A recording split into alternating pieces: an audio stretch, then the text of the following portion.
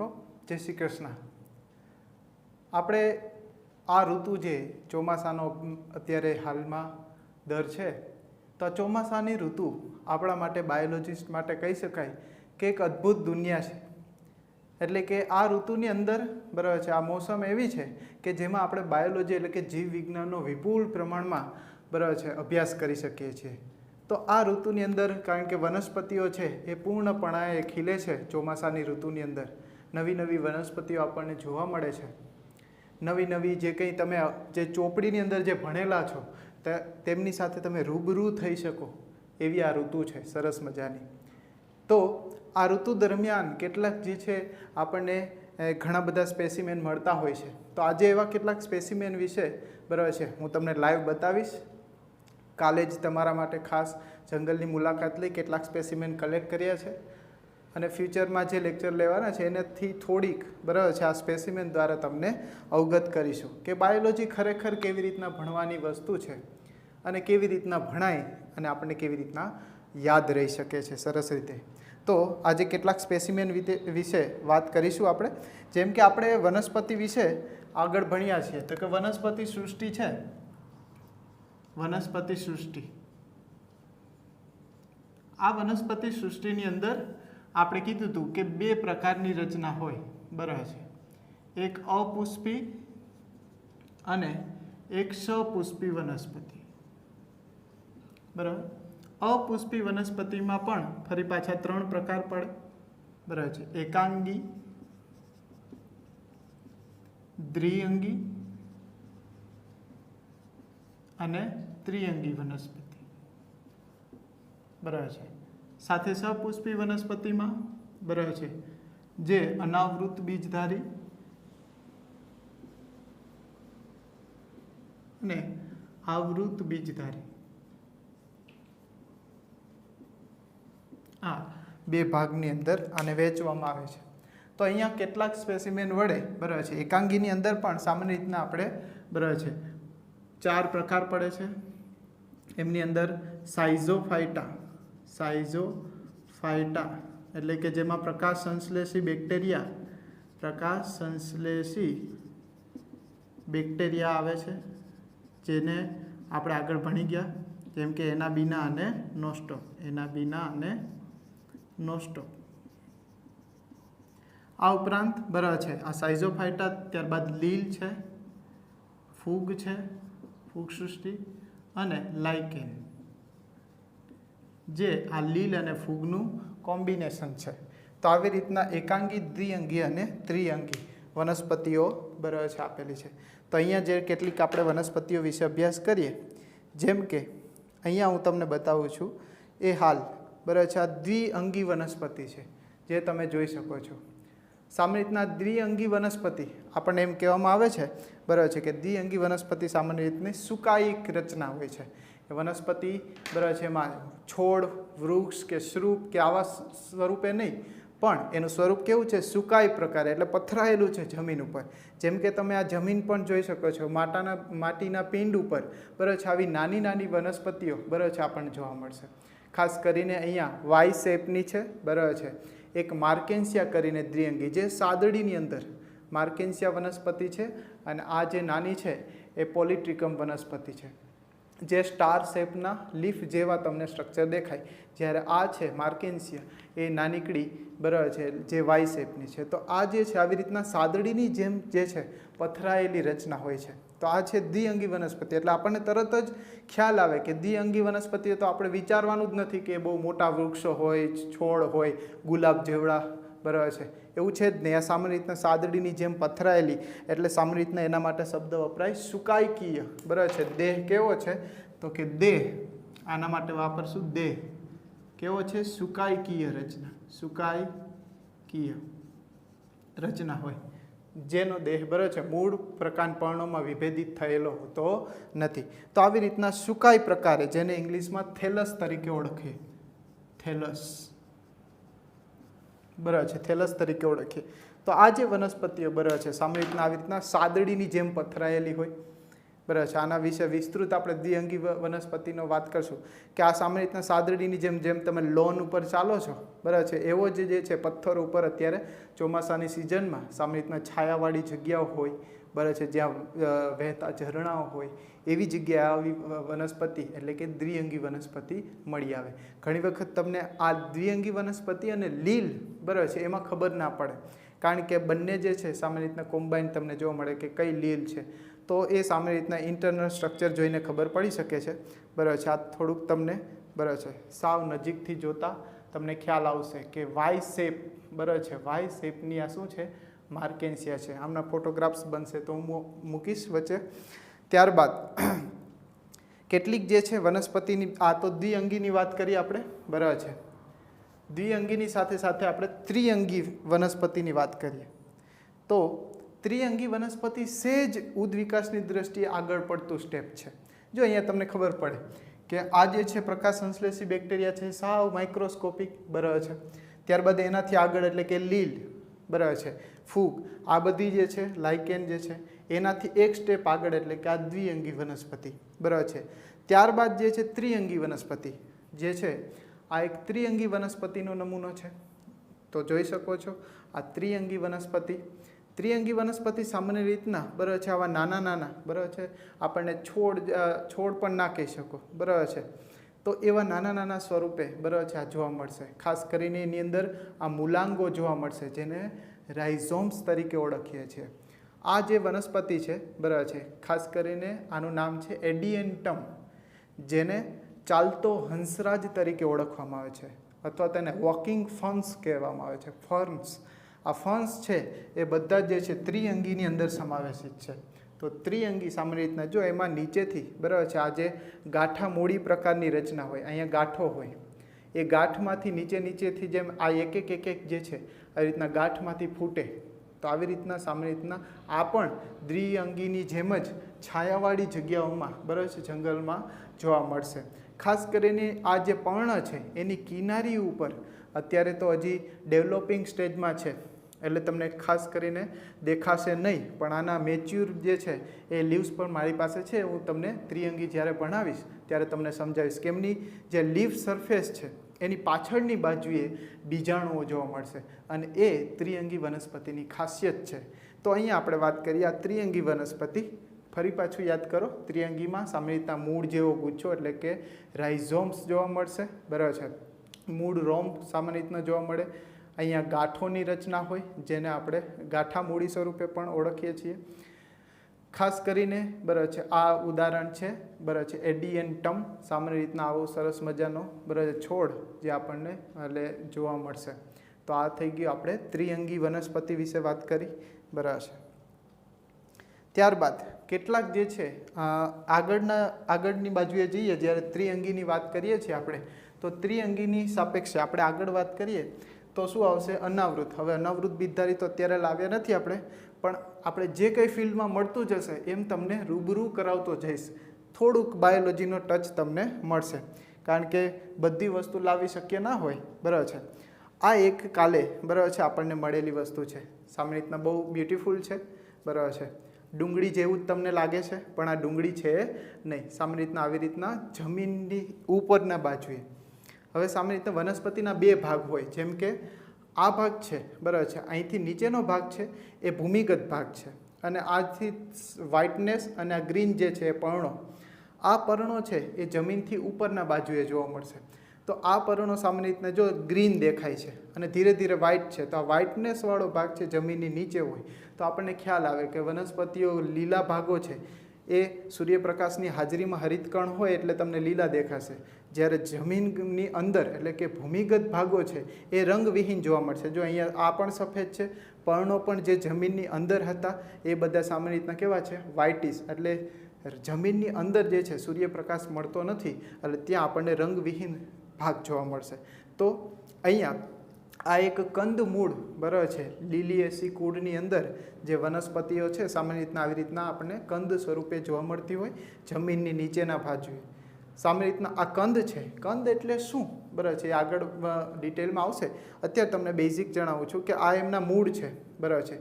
ખૂબ જ નાનું એવું પ્રકાંડ હોય છે, સંકુચિત થયેલું પ્રકાંડ. તમને એવું થાય આ પ્રકાંડ છે તો કે ના, આ શું છે તો વનસ્પતિના પર્ણો જ છે. જો તમે ડુંગળી તમે જ્યારે ખોલો છો ત્યારે એ સામાન્ય રીતના એક એક પર્ણ જ હોય છે. તો પર્ણની અંદર ખોરાકનો સંગ્રહ થાય એટલા માટે બરાબર છે, આને આપણે શું કહીએ છીએ, પર્ણની અંદર ખોરાક સંગ્રહ થાય એટલે આ પર્ણ છે.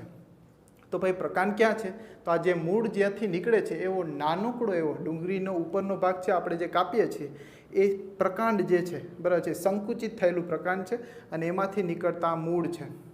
તો આ જે મૂળ છે એ મોટા મોટા મૂળ છે, એમાંથી સામાન્ય રીતના દ્વિતીયક મૂળો પણ નીકળતા હોય એ આપણે જોઈ શકીએ છીએ.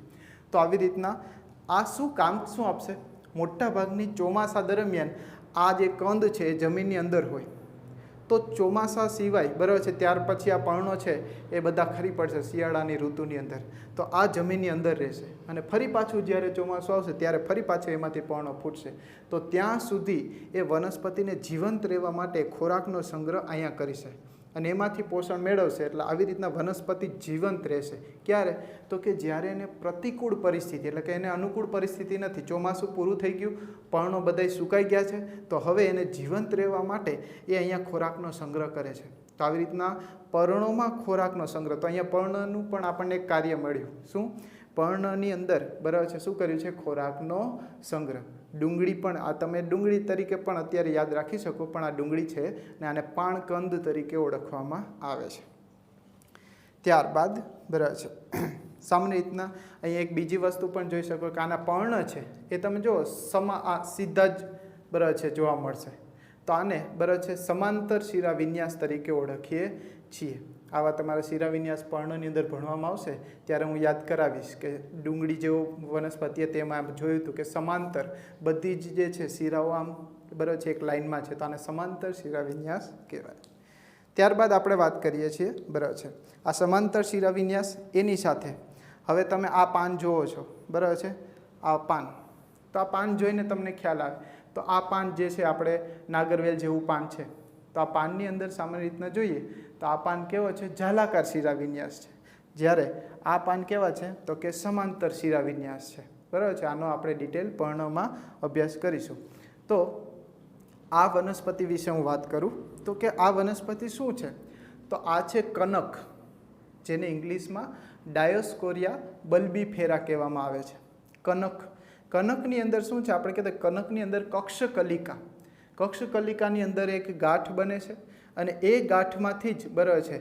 હવે આ તમે જે ગાંઠ જોવો છો નાની એવી કાળી બરાબર છે, એ ગાંઠ સામાન્ય રીતના જો પ્રકાંડની અંદર જ્યારે આ ક્લાઇમ્બર્સ થશે બરાબર છે આગળ આગળ, તો ત્યારે એ કક્ષની અંદર આવી ગાંઠ ઉગશે અને એ ગાંઠ તમે લઈ અને વાવી દો તો ત્યાંથી પણ ફરી પાછું આવી રીતના બરાબર છે પર્ણ ઉગશે.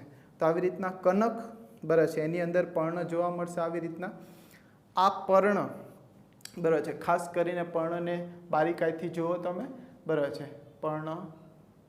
હવે એની અંદર જે તમને આવી રીતના લીટાઓ દેખાય છે ઊભા, એ એમની શિરાઓ છે. રેડી, તો આ શિરાઓ છે બરાબર છે, પાછળથી ઉપસેલી શિરાઓ પણ તમને દેખાય છે.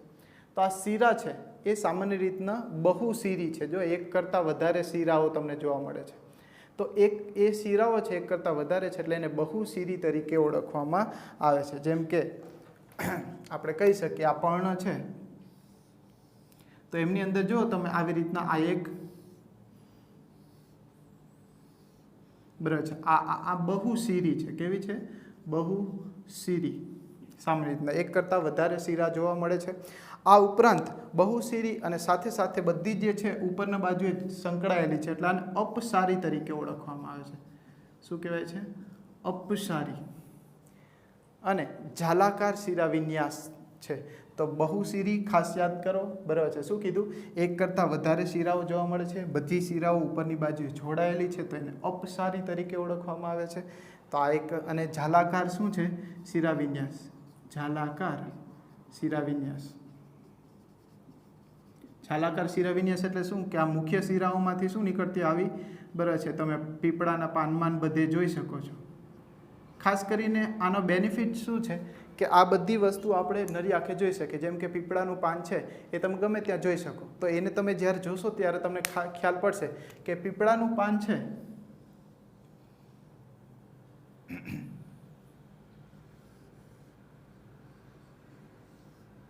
તો એની અંદર આ મધ્ય શિરા તમને એક જ જોવા મળશે મોટી, પછી એમાંથી નાની નાની આવી નીકળેલી હોય એ વાત અલગ છે, પણ મુખ્ય જે છે આને મધ્ય શિરા કહેવાય. તો આ મધ્ય શિરા એક જ છે, જ્યારે અહીંયા જે છે મોટી મોટી શિરાઓ એક કરતાં વધારે છે, અને સામાન્ય રીતના એમાંથી નીકળતી આવી હોય એટલે જાડું રથ છે, તો એટલે એને જાલાકાર શિરા વિન્યાસ કહેવાય. જ્યારે સમાંતર શિરા વિન્યાસ એટલે શું? જેમ કે આવી રીતના આને સમાંતર શિરા વિન્યાસ કહેવાય. તો આ દ્વિદળીનું લક્ષણ છે. જાલાકાર શિરા વિન્યાસ કેનું છે? દ્વિદળી વનસ્પતિનું. જેમ કે આવૃત બીજધારીના બે ભાગ છે, દ્વિદળી અને એકદળી. તેમાં દ્વિદળીનું લક્ષણ શું છે? તો કે જાલાકાર શિરા વિન્યાસ. અને આવી રીતના સમાંતર હોય તો એને આપણે એકદળી વનસ્પતિનું કહીએ છીએ. એકદળીની અંદર આવા સમાંતર શિરા વિન્યાસ.